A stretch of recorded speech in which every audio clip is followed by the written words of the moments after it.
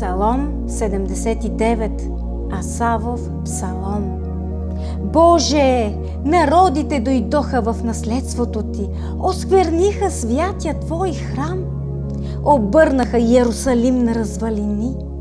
Мъртвите тела на слугите Ти дадоха за ястие на небесните птици, месата на светиите Ти, на земните зверове.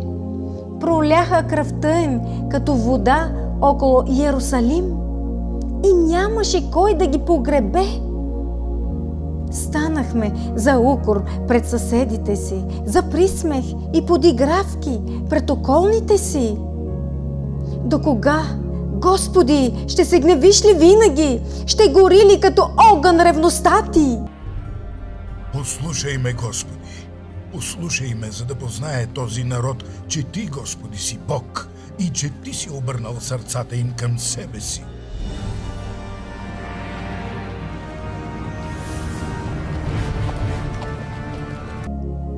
Излей гнева си над народите, които не Те познават, и над царствата, които не призовават името Ти, защото изпоядоха Яков и пазбищата му запустяха.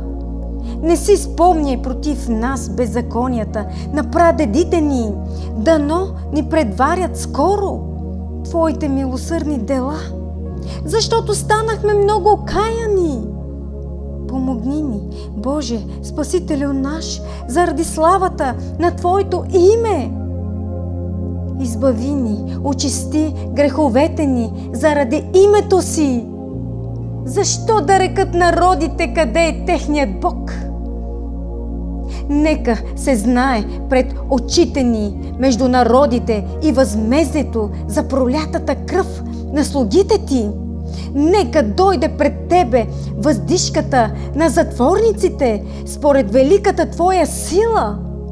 Опази осъдените на смърт и възвърни седмократно в пазвата на съседите ни укора, с който укоряваха Тебе, Господи.